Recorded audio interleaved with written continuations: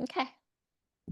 So, Vanessa, thanks for joining me in this conversation that we're going to have. Um, it's pretty challenging conversation because we're going to be sharing some of the things that we've been going through that aren't a lot of fun and how we have been using that to, I guess, catalyze our own spiritual growth. Mm, yeah, well, thank you for inviting me into this conversation. I think it is really important Yeah. to have safe spaces to be able to talk about Well, vulnerable things. we started this conversation a few weeks ago. And I think I was just really struck with how much you and I are on a similar spiritual path around gratitude and life's inevitable challenges. But before we go into that, how about you tell the viewers who may or may not be familiar with you just a little bit about you?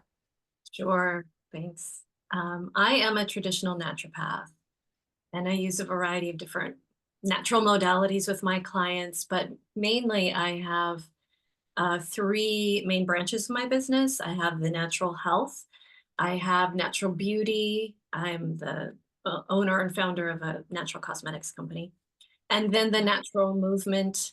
I'm a professional belly dance instructor. And Mm, so I love that's a belly dancing.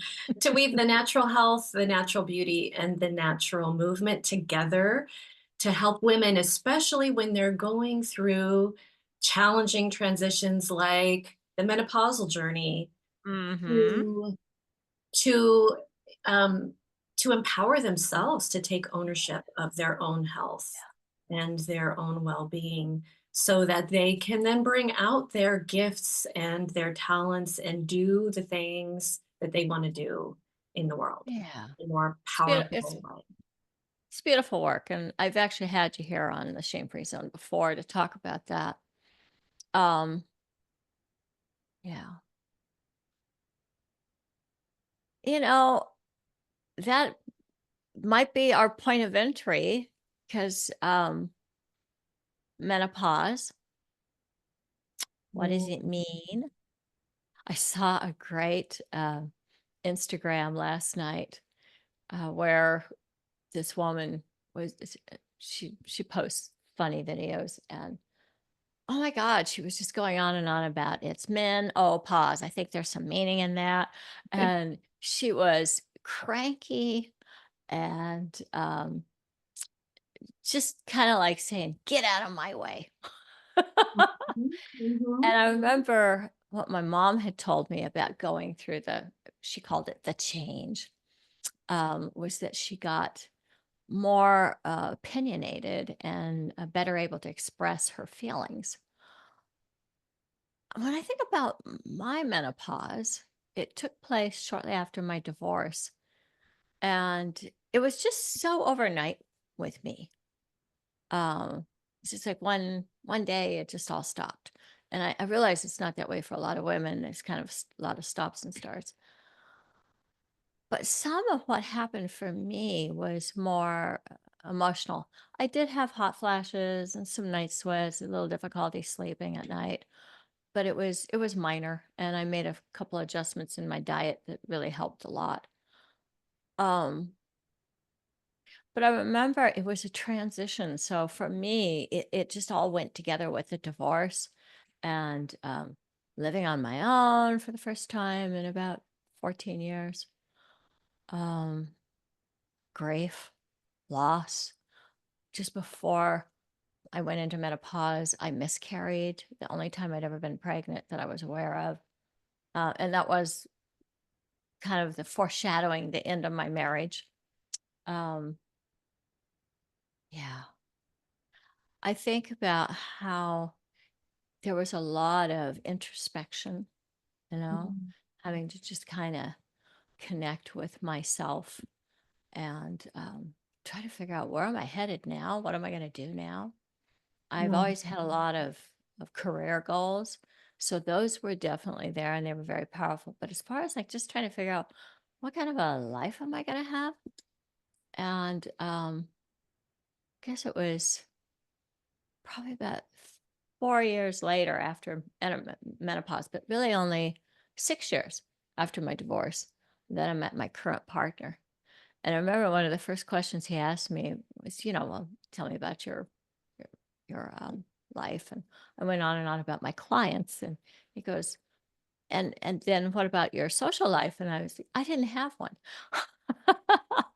I basically just went from marriage, which our life revolved around our children, and our yes, our sports, our hobbies, our shared hobbies. We were huge scuba divers, and I've dove around the world, and I've crewed something like 75 dives, and I've been down 205 feet, which you're not supposed to do.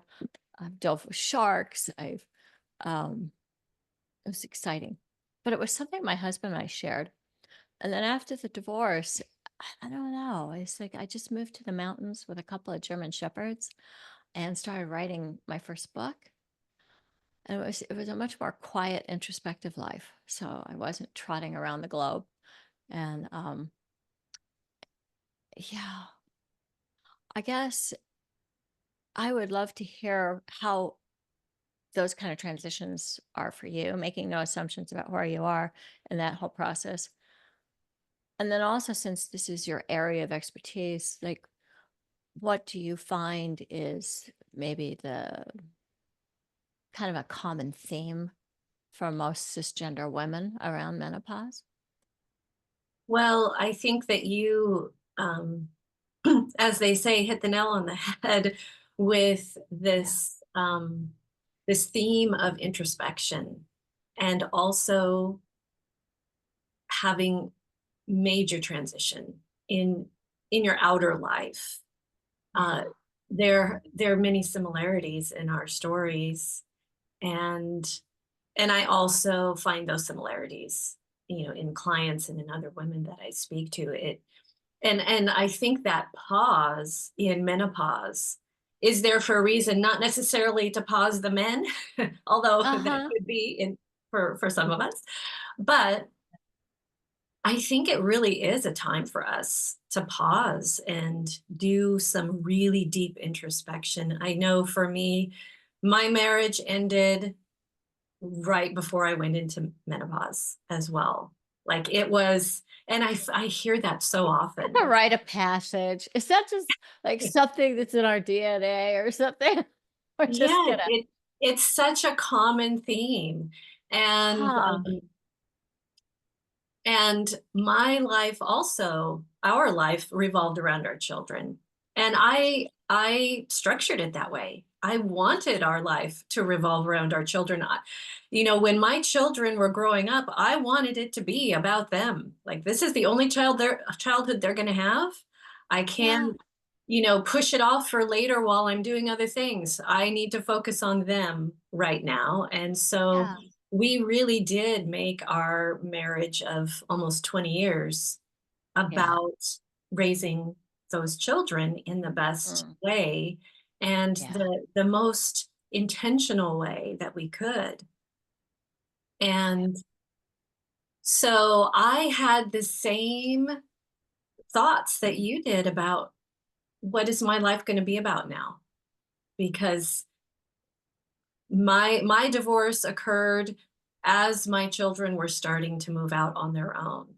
So not Oh, only was I transitioning from being a married person, but I was also right in the middle of transitioning from being a mother first and foremost, and having all of my daily activities, surrounding their lives, to uh-huh. now they're launching their lives on their Yeah. own outside of our family unit.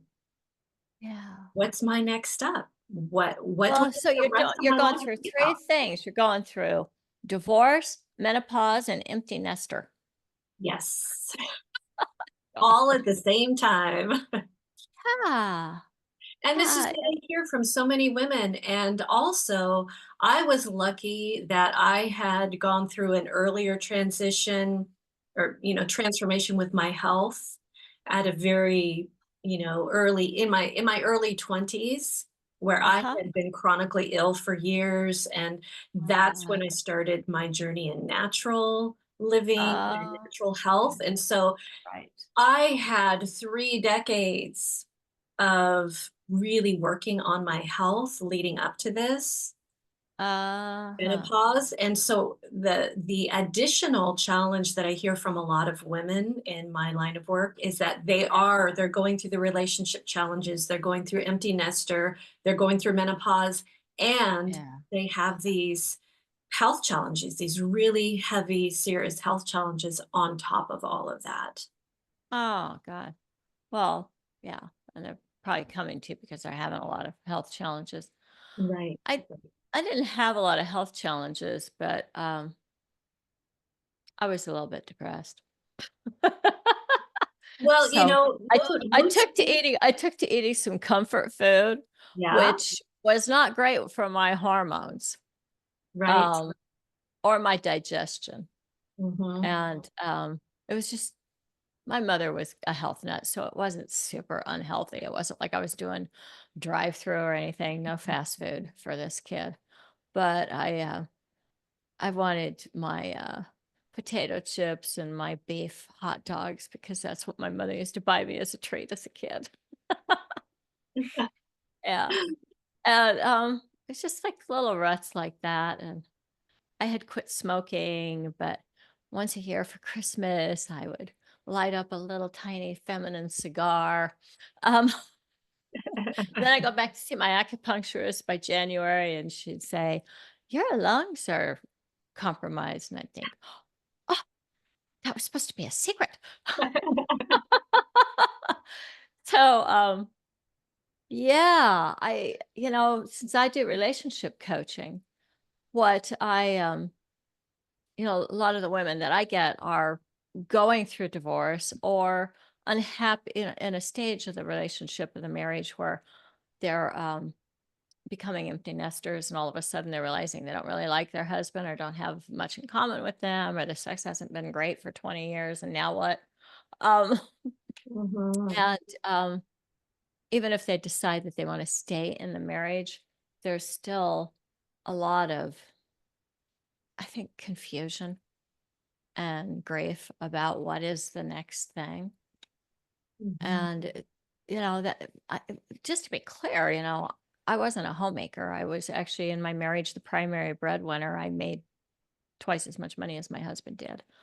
And, but being a woman, I also did all the social planning. So I remembered all the holidays and planned for them. I remembered the kids' birthdays and planned for them. That wasn't something that he did. And so I think when you go from doing it all, right? And the average woman in two income households where both people make the same amount of money and work the same number of hours is still going to wind up doing 2 extra weeks worth of housework. Um, my husband was particularly resistant to doing housework, so I'm almost positive I did another month's worth of housework every year. Um, while making more money than him, it was just so unfair. And Mhm. I think that women can get to a place where they realize that they've just been trying to be super women, do it Yeah. all, accomplish it all, and then wonder, are they, am I taking good care of myself? What do I want? Right. I think we're so busy being perfect that we don't always know how to be happy. Mhm. Mhm. I Yeah. From my own experience, I being a mother was something that was super important to me from the time I was a child. Like it was an intuitive inner knowing that this was going to be one of the most important things I could do in my life is to be really intentional about the kind of mother that I was. And so I Ah, spent my entire adult life researching parenting styles and wow. attachment styles and, you know, um, early childhood education, child psychology. And Well, and you family have dynamics. amazing daughters. And I have amazing daughters. But this piece that kind of came out during menopause and during all of these changes for me was that Yeah. my entire life had been about motherhood up until the Oh, time I was wow. 50 when my divorce was final. My Yeah. entire life had been Yeah. about motherhood, about me being the best mother I could be, and about my children and creating the Wow. best childhood for them that I could. And what I realized during menopause, when this transition came about and I was getting divorced and my children were starting to leave the nest, was that I Yeah. had never thought about what would happen after they were out on their own. Wow. I had never, like, all my entire life had been about that. I had been hyper focused on Yeah. that phase of motherhood. I had Yeah. never once thought about what do I want for Yeah. myself Yeah. outside of that after this concentrated, focused period when they were at home. Yeah. And So it was the first time. It was the my first opportunity to do some really deep introspection around that, and it was not easy. It was yes. it was very difficult for me to realize that all of the needs that I felt I had for Yeah. myself were still through the lens of being a mother. What do I need so that I can be the best mother? What do I need so that I have the energy to do all the things, all the activities, you Yeah. know, create all of the things that my children need? Right. Everything was filtered through that lens. Right. And now suddenly I'm still a mother, but in a very different way. And I had Very never different. once thought about what I need just for myself. How did you get there?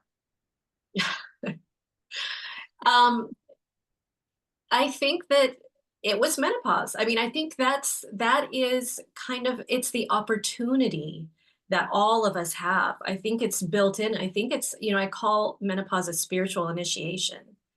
Oh, And yeah. I think that's what it is. It's like spirit, the universe, whatever creates this opportunity of transition for us. Yeah. And if we take that opportunity to go deep with it and to really look within, start uncovering all of the stuff that we didn't have the time, energy, opportunity to look at previously in our lives when we were giving all of our energy outward.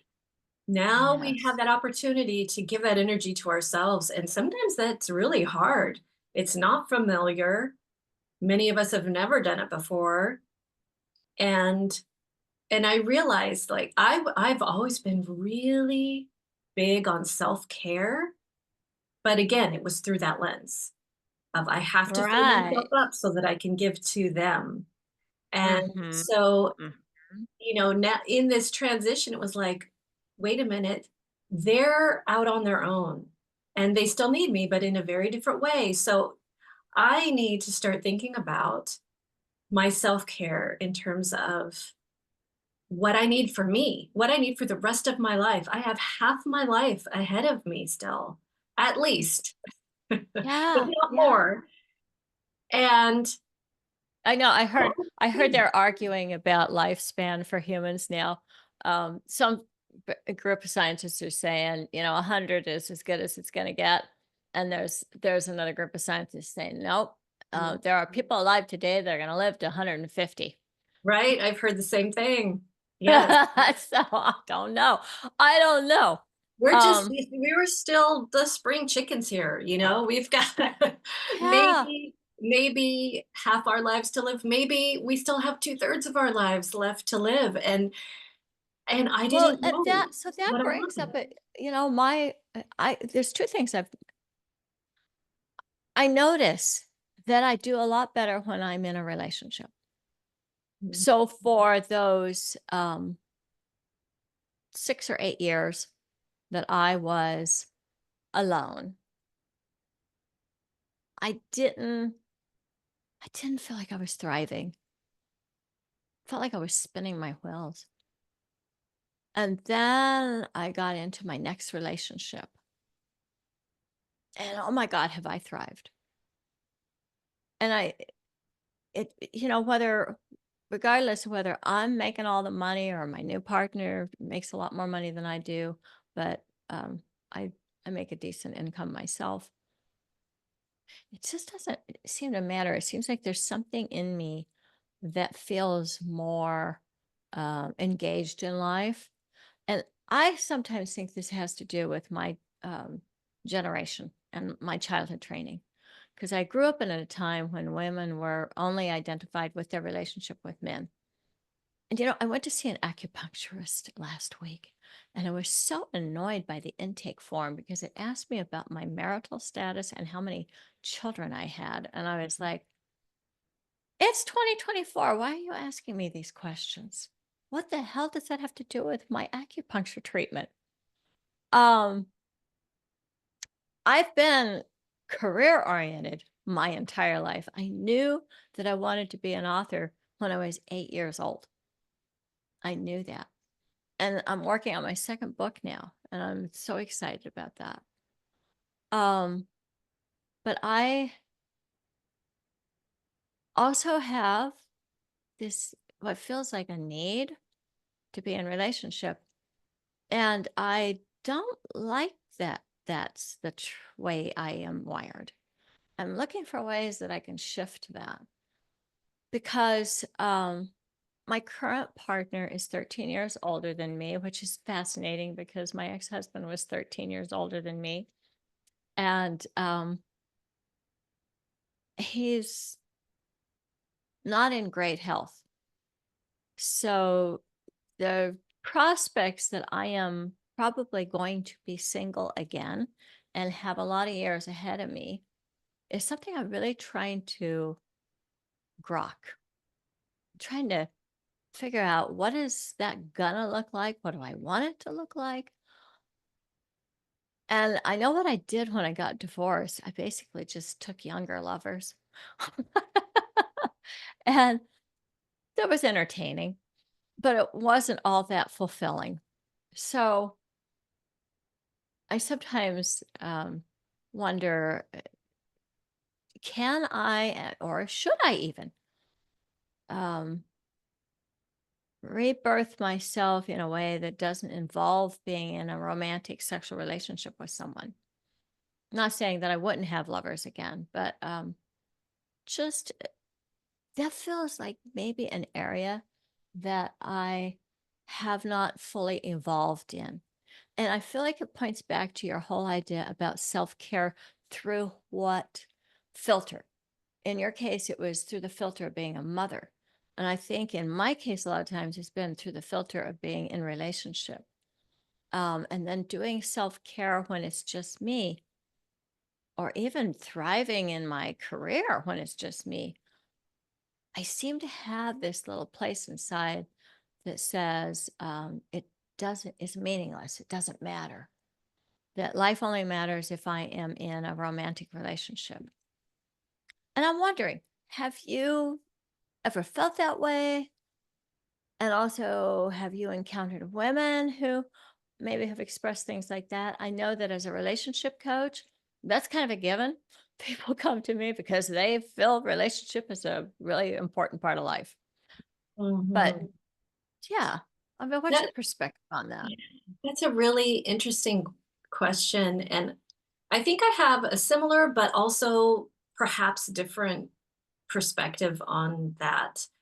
Yeah. For me, I have also always thrived in relationship, not Uh, just a primary romantic relationship, but also mhm. relationships with friends, family, uh, my Oh, children, you know. yeah. And for me, I think that just goes back to I do agree that being brought up um, in a generation that's very different than the current one has something to do with it. But more so, what I feel intuitively is that women are wired for community. Women are wired for collaboration and Mm, relating to other mm, people, and that's how we see the world is mm, through relating.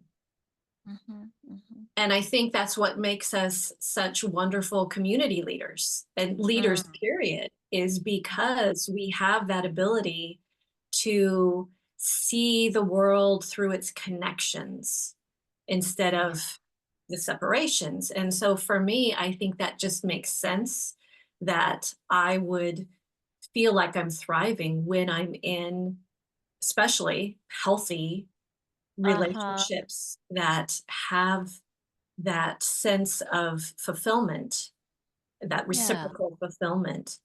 And Yeah. so, yeah. Yeah, I relate to that, as a polyamorous person, because although I only have one sexual partner, he has, another partner, and I'm in relationship with her because 'cause we've been together now for 14 years. And I do really love feeling that community, even though it's just three of us, but that the community and connection that we have built and that we continue to evolve. Um, yeah, it feels so important to me to Mhm. support each other, to be there for each other. Right. And I know that when I have somebody to be there for, um, I I accomplish more. I show up more. Yeah. So maybe it's a human thing. They actually have done quite a few studies about marriage, and this is not a really fun statistic, but it's a fact that at least so far, the way marriage is conducted, um, women actually have better health outcomes when they're single and not married, and men have far better health outcomes when they are married. Um, And as near as we can tell, the men don't do very well on their own because they don't take as good a care of their health. And also they're a little isolated from other men. Mhm. If you Mhm. ask a group of men, you know, who's your best friend? It's usually a woman, at least men of a certain age. I don't know. I'd like to think that younger generations are finding really fulfilling friendships with other men. I wish I could report that that's the case with my young clients, but I have male clients in their 20s who are still complaining that the connection with their friends is really superficial, Mhm. and that they don't get to talk about deep, heart centered topics. Mhm. Um, so that's, yeah, humans need humans. We're a social animal. We Mhm. absolutely Mhm. are. So, while you and I are looking at this through the filter of cisgender women, I just want to make sure that we also every so often touch in about all genders because I think a lot of this stuff, menopause and miscarriage is not going to apply to anybody but a cisgender female, but some of the other things just apply to everybody regardless of their gender. Right. Exactly. Exactly. But I also just wanted to mention that um, I do relate to what you said about those, that period of time after your divorce when you were on your own. And that's kind of where I am now Oh, yeah, is, right. Because you just had a breakup. I did have a breakup last year. And um, so I had the divorce, which Yeah. was just it was kind of mind blowing for me Ah, okay. after 20 years of being with this person, raising the family, and it was a pretty hurtful, challenging divorce. And So sorry. then to find myself, okay, now what do I do? Now I'm Yeah. on my own for the first time in Yeah. over 20 years. Wow. And really, I had only spent maybe a year of my life living alone. Oh, wow. In the Yeah. first 50 years of my life. Yeah. Yeah, boy, Um, that's something. going from my parents' house, and then I had a first marriage, Yeah. and Yeah. then kind of went right into another relationship, and only had about a year um, on Yeah. living on my own, maybe a year and a half before meeting my second husband, and then we were together for 20 years. So, like, learning how to live on my own as a 50-year-old Mhm. old woman, Mhm. like having to learn how to buy my own house. Like, I Yeah. had owned houses with my husband, but like the whole process of how do I even do that? Um, especially I having bought been, I bought my house while I was married without any help from my husband at yeah, all. well, and He's like, I "We can't aff" he said, "I can't afford a house." I said, "Well, I can." Um, so I used my credit and my down payment, and it was completely in my name. Um, yeah, so yeah, yeah, in and independence here. one of the ways that our stories are very different is that I devoted myself to raising the children and homeschooling them full time, and I had my business, but it was very, very part time. So I was Yeah. coming out of my divorce not really having had a job or made significant amounts of Wow. money for 20 years, Wow.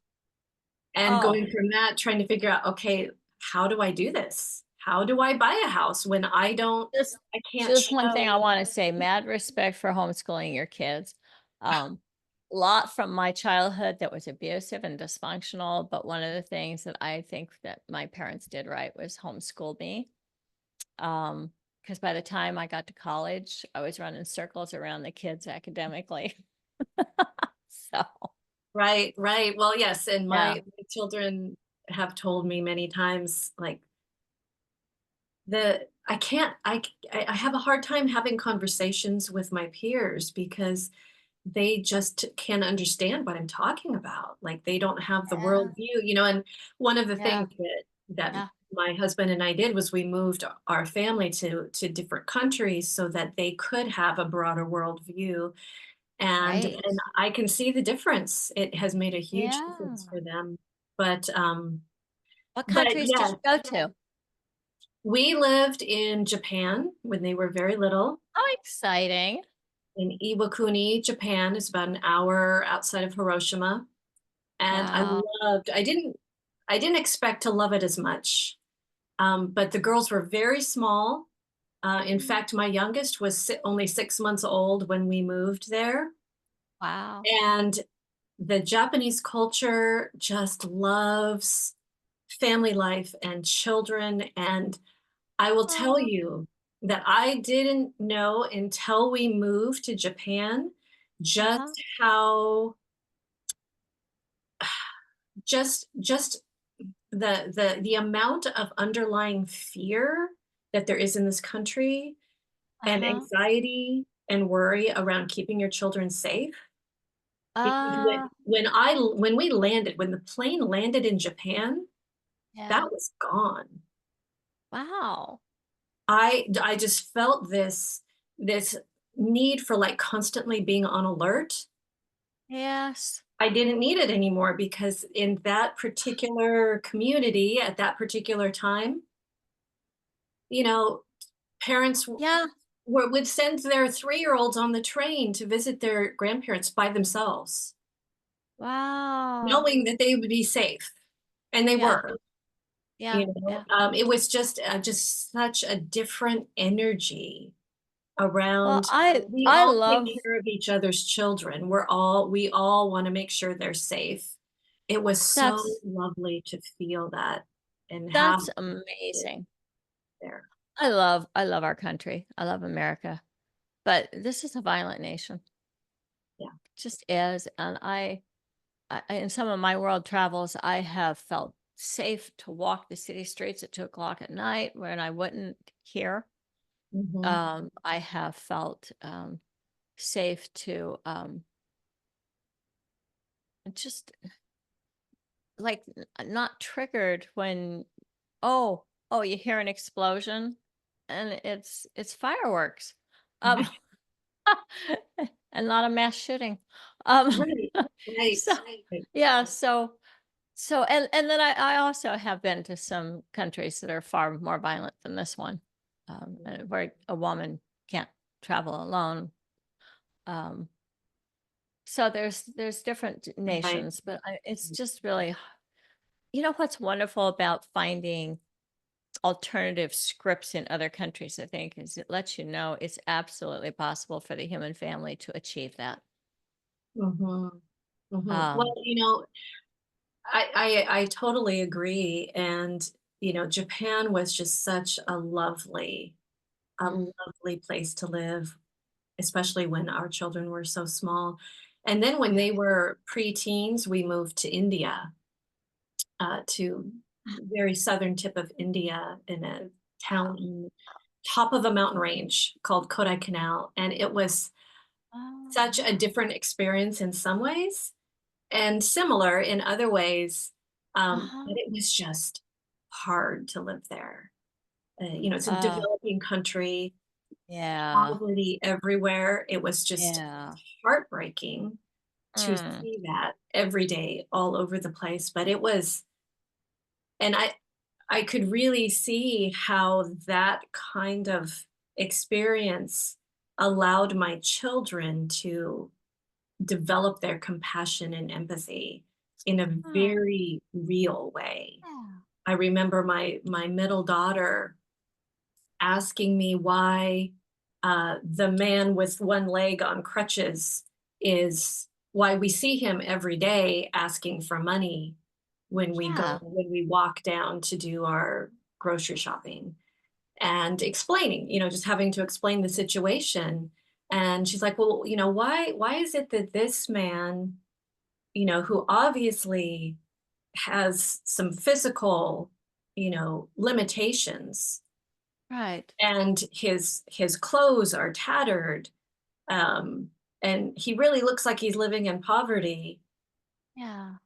over here. And then when we go over here, we see these other people who are plump and rosy cheeked and healthy and wearing lots of warm Yeah, clothing. And they're yeah. also asking for money. And, just these really interesting Oh, questions.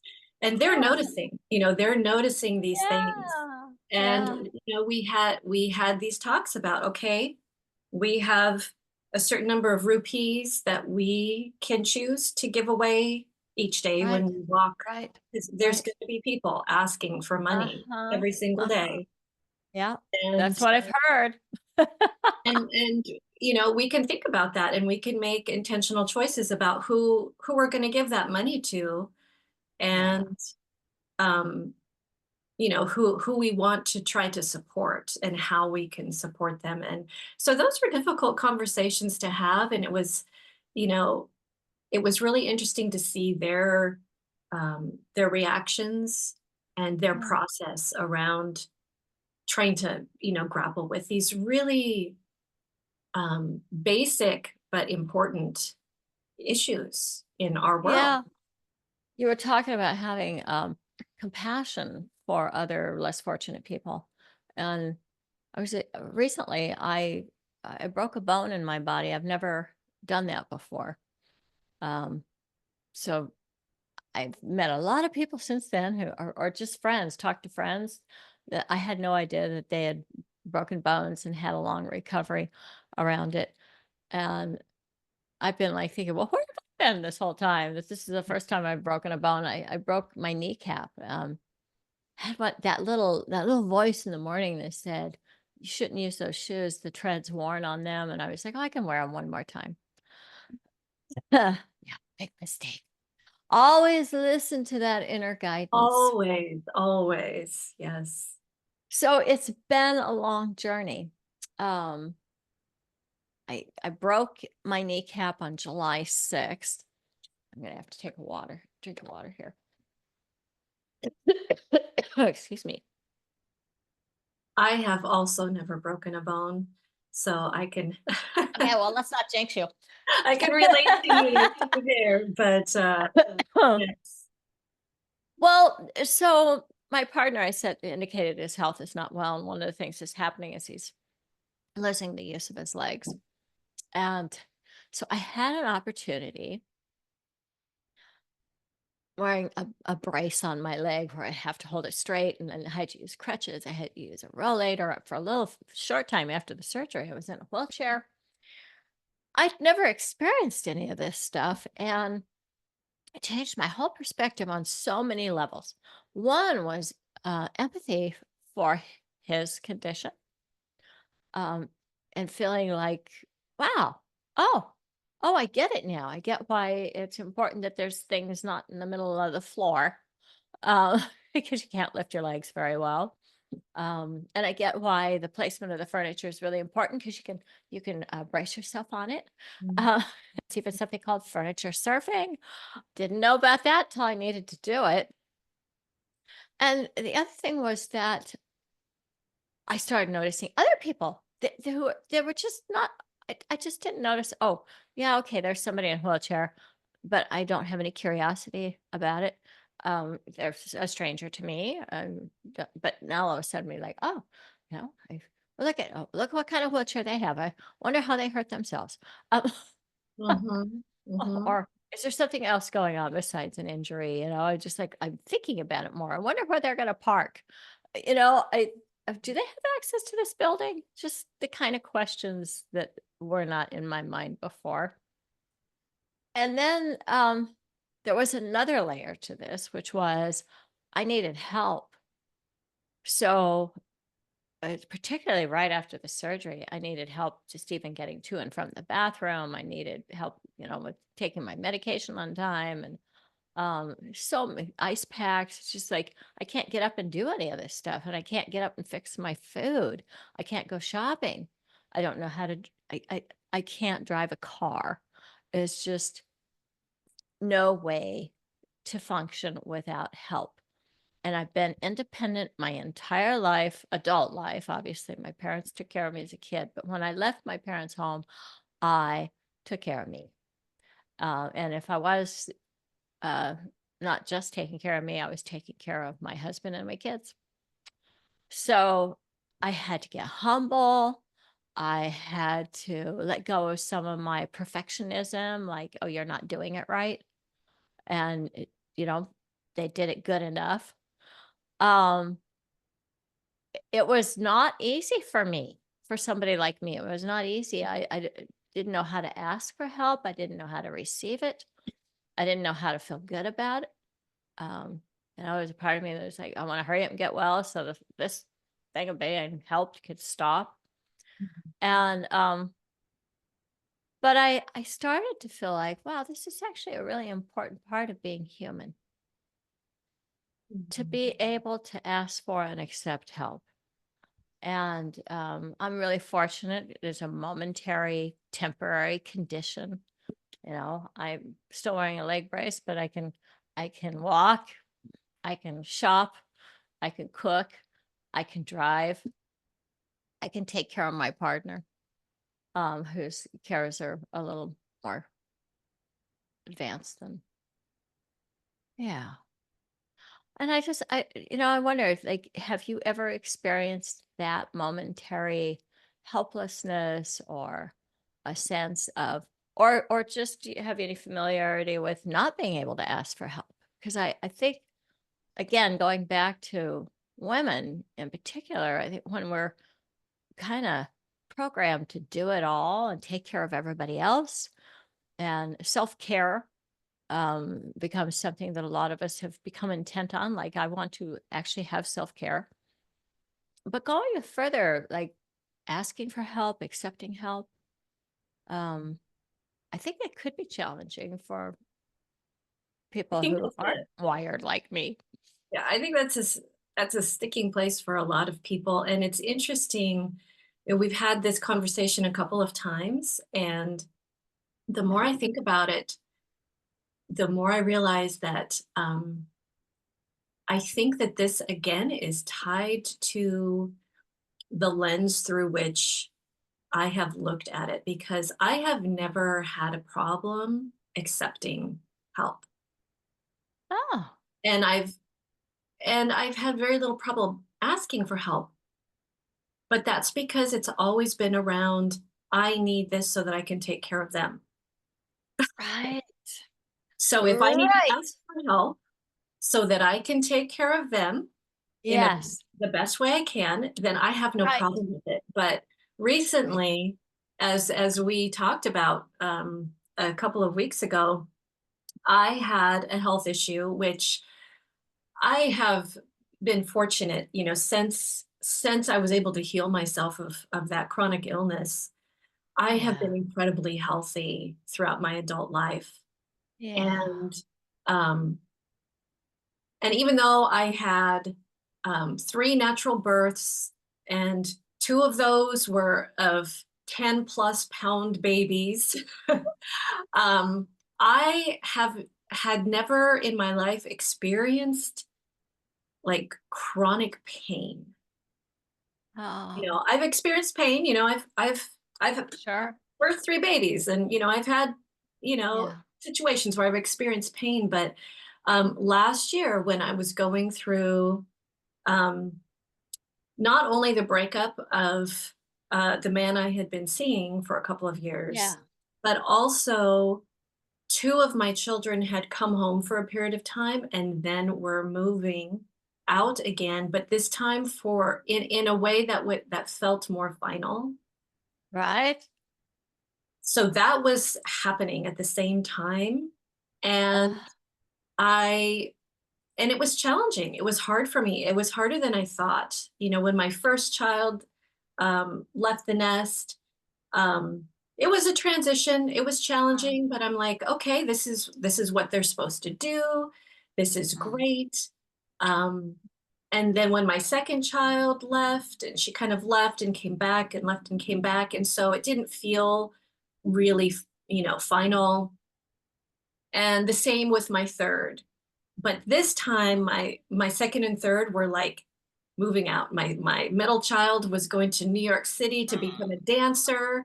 So not only moving out, but moving across the country into a place that was going to be very, very different from where she grew up, and she was going to have all kinds of new challenges. And so, that was really much harder than I expected it to be, for me to Oh, send her off. Um, and then at the same time, my youngest was going off to college and oh, experiencing dorm life for the first time. And it was like, okay, they might come back, but they're not going to come back and live with me. They're going to come back to stay, to visit. Like, they're hi, off mom. now. Here's my laundry. Right. But they're off now. Yeah. And then I had this breakup at the exact same time that that was going on. And Oh, and I wasn't aware of it, but I wasn't really allowing myself to feel that this was a deeper step of this whole transformational period of yeah. menopause. I've been post Yeah. menopause for almost 5 years now, but it Yeah. doesn't stop when you're in that 1 year of menopause. Like, Yeah. an ongoing period of growth, of transformation. It's not like, oh, I did it, now I'm transformed, and that's all. Yeah. The Yeah. growth is something that hopefully I will continue to grow and evolve all my life. But this was like a much deeper phase of that transformation that I wasn't wanting to look at. So my body forced me to do it. And I came down. These bodies, they just have minds of their own. They do. And they really want to support us. And if we are not doing the work to support ourselves, they will remind us in very loud ways sometimes. If we don't listen to the whisper, they'll get louder and louder and louder until we are forced to listen to them. And that's what was happening, I believe. It came down to Yeah. this really, really excruciatingly painful case of shingles, Oh, which wow. covered the whole upper right side of my face. It was Oh, very close to Vanessa. my eyes. The Oh, huge pustules. But yeah. that was that was a piece of it, was like it was on me. Like I couldn't go outside without looking like I was, you know, terribly contagious, and like it was Right. horrible. I mean, it looked really bad. So that was one part of it, Oh, was that I didn't want to yeah. face anybody, especially Yes. working in the health field, you know? Yeah. Oh, That's yeah. a big thing. But the most painful part was the nerve pain. The whole my head felt like there was an axe pick just Mm, cutting mm, into my mm, skull mm. over and over again, like every 2 seconds, God. without any break, like day and night for days and days and days. It was the most I painful thing I've Oh ever my god. experienced. Um, and going back to this compassion piece, Yeah. one of the things that I got through that experience was really being able to have a much deeper compassion for people who live with chronic pain, Yes. not Yes. ever knowing when or if it's going to go away, because this went on for about a month. Oh, And I man. didn't know how long it was gonna last. I didn't know when I was ever gonna be able to sleep again or go outside, and I had to have people bring groceries in for me to do any kind of Oh, errand because I couldn't go out, not only with the yeah. pain, but just, you know, Yeah.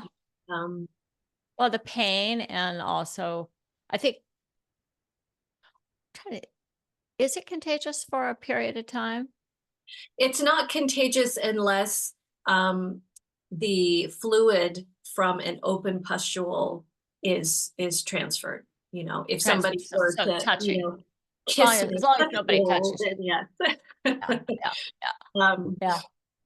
And yeah. So that's, and that because, we're both women who have walked through life feeling rewarded for being attractive. Um, I know that for me, all of a sudden, not being able to walk with the sway in my hips, but instead limping, yeah, and, and then also just not being able to wear the kind of fancy shoes I love to wear and the clothes I love to wear, and it was hard, and then having this unsightly brace.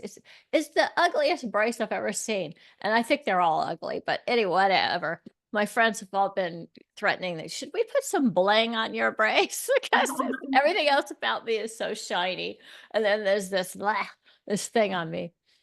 One of the so there's that, like, losing that even momentarily, um, is like humility, right? And also feeling more connected to, I think there is some transformations that have taken place inside of me because of this. I hesitate to call it an ordeal. For me, it's been an ordeal. Um, I broke the knee, and then on my way out to get the best surgeon to operate on it, uh, contracted COVID, and I hadn't had COVID before, and that was really horrible, and it postponed the surgery. And then the surgery, after the surgery, that was pretty horrible. I felt like throwing up for 4 days. Um, so okay, it was my ordeal. Considering what so many other people on this planet are going through, though, um, I realized how lucky I am that that's the extent of my trauma or my challenge. mhm, And I also got empathy and more compassion and more connection to people who have mobility issues. And I think also some part of me besides learning how to ask for and accept help, also, like, deepened my connection to myself. So it's like, yes, I love looking a certain way and being able to feel my body being sensuous. I wasn't able to dance for a while. I finally have been able to kind of move my hips and dance, and that's just been wonderful. And I can feel my chi returning. My chi had really been tamped down. Mhm. But I think it deepened my connection to myself. It's like I'm not as afraid now of, oh, what do I look like when I go out in public? And Mhm. it's not saying that I don't care. I do. I have fun dressing up. I have fun putting on makeup. That stuff is fun for me. Mhm. Um, but there's not the same fear, Mhm. Yeah. and that feels good. And that's just what came up for me around what you've been talking about because of shingles, because I could understand, you walk outside and kids scream maybe or whatever fantasies we have. Um, Right. but I'm also thinking, you're beautiful and you have such a lovely energy in your eyes. And I'm just betting that you could have gone outside. Well, there was definitely that piece of vanity of wondering, are all of these horrible, ugly pustules going to scar my face? And I have a natural Oh, beauty company, you know, I oh, that's right. that's part of my Oh, brand. And so I yeah, really had to do some introspection, like, okay, how much of this is just vanity? How much of it is going to impact my business? Like, is this gonna be part of my message, my business? What is my face gonna look like once it's healed? And I do have scars on yeah. my face And from it. well, Um, we can't see and them, and you look beautiful. oh, thank you. And what I have found is that, these scars, whether they're physical, visible scars, or whether they're emotional, they do have messages. They do have something to teach us. And a big part of my experience, and I also like want to, reflect back that I also know that there are so many people that are going through such devastation in the world. And this Yes. little trauma seems very minor. um but it Yeah, is trauma. Like, all trauma is trauma, and I'm going to it own that. is. It um is. It is. and I'm afraid to go back and walk where I walked when I broke my knee, but I will at some point, but it was a very simple walk. It was nothing challenging about this walk, but I'm afraid to go. right, right. Um and that my experience of having shingles, and being in such horrible pain for days and days and days on end, and not knowing if it was going to end, or how I was going to get through this. Um, one piece of that was going back to what we talked about in reaching out, and Yeah, I found myself in the place where I had no choice but to reach out for support.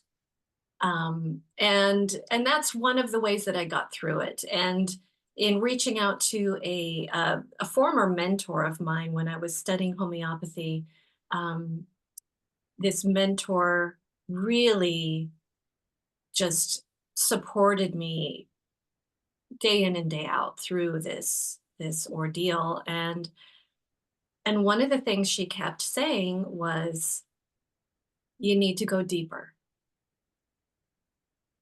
It's like, you've got shingles is a condition in which this virus is hiding deep within the nervous system. yes. And in a period of stress, it can flare up, it can come out. And I was definitely in a period of stress. Yeah, And yeah. not really wanting to go deeper with it, not wanting to really feel the feels. You know, when you know that there's grief in you and Uh-huh. you don't want to block it, but you also don't know if it will ever stop if you let it come out. You know that moment when you're That's like, true. if I start crying now, I don't know if I will ever stop. Yeah. It's Yeah. that point where my mentor was saying, you need to stay with that. That's the place you need to go right now because there's a lot of letting go that needs to happen in, Yeah. just in your life right now. You're needing to let go of the Yeah. way that you were a mother. It's not Yeah. that you are no longer a mother, but the period, the phase of motherhood that you were in has ended. And you need to find your way of letting that go and walking into this new phase of motherhood and how your relationship with your children is going to change and how that's going to change you and all of the other things in your life that you are now going to have the opportunity to explore once you Yeah. let it go. Yeah. Yeah. And the same thing with my relationship. I needed to let that go so that I could really be available for all of the other things that were there waiting for me in my life. Mm. Listening to you, I got some clarity on my own process around this. My partner and I have joked some about, well, maybe I broke my knee because I was trying to, join him in his lack of mobility. And it's mostly been a joke. But then a colleague of mine had invited me to write about the emotional aspects of my knee, just like, what meaning does that breaking it have? And I confess I have it sitting on my desktop and I haven't done the work yet. There's always something else I need to do. So I can be a bit of a procrastinator at times. But I just got an awareness while you were talking about there's more truth to that joke than I would like to admit. Um, because I have had a backdrop of tremendous grief around his losing the use of his legs. And it really starts around we can't go on the hikes. We used to hike everywhere all the time. And then we started having to do shorter hikes. And then we started having to use trekking poles. And then it was just no hikes. And I'm out there hiking with somebody else that day. And I think I have, as a lot of women do, and maybe people of other genders too, but I'm mostly aware of it being kind of a something in female culture of survivor guilt. Mm, Yeah. And all I could think about was if I was in his shoes, how lonely I would feel, mm, how left behind. And I think as somebody who has abandonment issues, I just couldn't bear the thought of him feeling left behind. mhm, Yeah. So, I mean, even as I'm exploring that right now, I feel like crying, it's just like such a big deal to me. I love being mobile. I love being able to do things with my legs. I love having them work. It's been such a joy for me to be able to drive again, to be able to walk again, to get around, to take care of myself. Um, and after this interview, I'm going to physical therapy uh, to keep rehabbing this broken knee. But I mhm, did have to consciously get past my survivor's guilt to take on the task of getting well. mhm. And I don't want to open up another whole topic here because we probably should keep this interview or this conversation kind of on the manageable side. I have a feeling you and I are going to be doing a few of these. There's so many more things that to talk about. Um, but the survivor's guilt is there. Um, and I Yeah, know and I I know just want to that's Huh?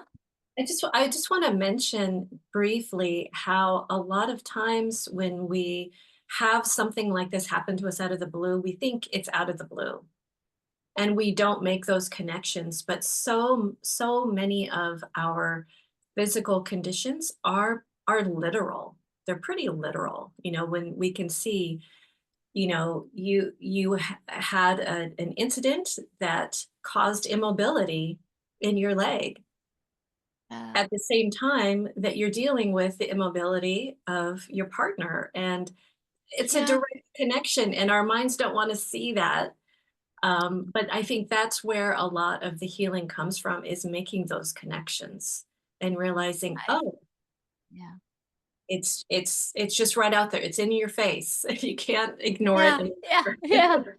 And I think you're right about that, and certainly, I'm an IFS practitioner, so I'm often looking at parts, Mhm. and one of the things that we look at in IFS is how illness and, other, physical ailments have an emotional landscape. They're an actual part, um, and, yeah, I know I didn't wanna talk to my knee. I'm like going, you just do your job and walk Right, and do right. yoga. Okay. I don't want to hear the rest of the what you want to tell me. But but I think we sabotage ourselves when we don't listen. When we just stay busy and keep going and we don't take the time to go deep. Right. And Yes, and Vanessa, I so gotta my tell you something. experience, that was the key, what you just said, Yeah. because Yeah. I took my mentor's advice and I journaled and I cried. She said, just cry and Oh, journal and just like oh, whatever is coming out, oh. just write it out or talk it out. And so I Right. would do that and I'd feel a little bit of relief, but then the pain would come back. And I'm like, this isn't Uh-huh. working. Uh-huh. Like, no, I need something else. And she's like, you need to go deeper. And for a month, I just had to go deeper and deeper. And I was so shocked at how deep I needed to go. Oh I my didn't know there god. were You're layers that scaring me now. sorry. I don't mean to scare you. It was what I No, needed. no, it's just yeah. That's I what that provided the transformation and the healing. That's where yeah, the healing was. yeah. And that's how deep I needed to go to get to the And healing. it's such a really valuable reminder to those of us, I know you and I both share a real pursuit of health through nutrition and lifestyle, and this added part of dealing with um the trauma or the drama that's buried in our tissues, the Mhm. emotional stuff. It's easy to forget when you're just thinking, "Oh, I'll just take a vitamin for that or go get acupuncture or whatever, and then I'll be fine." Yeah, Right. 'cause Right. it's just that deep work's hard to do. Yeah. I think I should wrap this up, and this I have to get to physical therapy for one thing. But, shall we do this again? I would love to do this again. And like you Yeah. said, I'm sure that there are so many other places that our conversations could go and touch Oh, some just really just deep. ta so much about, the lives of women. I was Mm. thinking, I mentioned miscarriage, but we didn't really talk about that. Um, there's the whole idea we mentioned your breakup, but, what does it feel like when you go through divorce or breakup? Um, I think those are really important conversations. I Mhm. like how we have contextualized this, which is the larger um journey that we're all on, regardless of the details of our lives, which is a spiritual journey. How we can take what's happening in our lives and grow from it. Because even if you and I do live to be 150, we're gonna die. So the goal was never to live forever. The goal has always been to learn while you're here Mhm. and hopefully be of service. Yes. Yeah. That's my truth. Do you share that? Yeah, continuing to evolve into the best version of yourself so you can give that to the world. You can give that back. Yeah. Okay. Well, we'll do this again. Before we go, I know that we both have some exciting news we want to share with the viewers about, uh, speaking of service, our offerings. Yes, yes. Well, 2 years ago, through my menopausal transition, I wrote my first book, which was Meno-Morphosis. And I have just finished writing a companion piece to Meno-Morphosis, which is called the Meno-Morphosis Playbook. And it is launching on my 54th birthday on November Hey, 13th. And on so what day? on the November 13th. November 13. What sign does that make you? I am Scorpio. Ah, I'm surrounded by Scorpios and I love all of them, but boy, you can all be a handful. Um, Oh, yes, we can. Yes. I used to not So have any Scorpios in my life. Now almost everybody that's important in my life is a Scorpio, including my partner. that must mean something. I know, it means something. Anyway, so and this is like a companion workbook, right? Yes, it's called the Metamorphosis Playbook because even though it's a workbook, I want it to feel like play, and Good, I've made it good. very visually fun and appealing. And I've taken all of the tools and techniques and practices from the original book and Right pulled them on. out and expanded on them and given them space so that women can actually feel like they can implement and integrate all of those new rituals into their lives in a way that feels really good and fun and playful. Awesome. Awesome. And we're gonna put the link to your uh it'll be in the bottom below Yes, the yes, and I video. know you have something to share as well. I do. I'm really excited because I just launched a new coaching program and it's called Veronica's Safe and Sensual Transformation Adventure. Ooh. And it is geared towards anybody of any gender who has tolerated unwanted touch and is wanting to have a vibrant sex life. Mm, So I work with a lot of sexual assault survivors and incest survivors, but also there's just people who have been married for 20 years and kind of been going through the motion and never did like the way my husband or my wife touched me there, but oh well, I didn't know how to say anything about it. And I teach people how to say something about it in a way that fosters not just more of a heart connection, but more sensuality. Because mm, usually the reason people don't express their preferences and their feelings um, during a sexual contact is because they're afraid they're going to ruin the moment or ruin the mood or hurt that person's feelings or somehow or another cause an argument. And it's just not worth it because it'll be over. mhm, mhm, and uh, and I try to tell people, no, no, no, what you're doing is you're numbing your body out. So I'm not surprised after 10, 20 years, you don't feel a lot because you've been teaching your body to ignore things. And what we want to do is start fostering an ability to talk about how we feel while we're having sex. But there's a lot more to it than that as mhm, well. I use internal family systems to go into the various parts that sabotage us when we set a goal, but then we do something else. Those are usually, there's polarized parts that are fighting the agenda. And I do a lot of self-pleasuring exercises. mhm, Um, just taking eroticism to a spiritual dimension and one that is geared to be far more expansive, um, breath oriented. It's not like I'm teaching tantra. It has elements of tantra in it, but it's not tantra.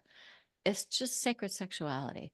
mm. And whether you're having that with another human being or you're having it by yourself, um, to just bring that reverence and that possibility so that your orgasms become affirmations. Mm, And the ultimate goal here is not necessarily relationship. Some people want to work on this because they're in relationship or they want to get in relationship.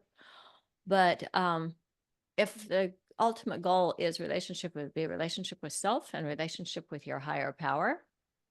Um, and it's really to boost your creativity, your mm, ability to show up fully for yourself and for life and for others in ways that is vibrant and alive.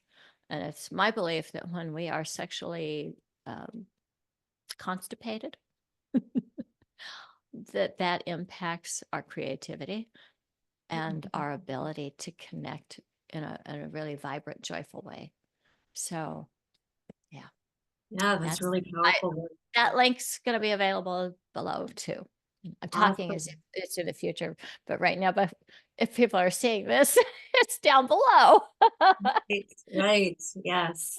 Such powerful work, and I love that, like, that overarching, concept is really the same in both of the work that we both do, is that in order to, do the greater work that we all wanna do in the world, there are Yes, certain things that we need to have in alignment within ourselves, within our connection to our inner wisdom and to our own higher power.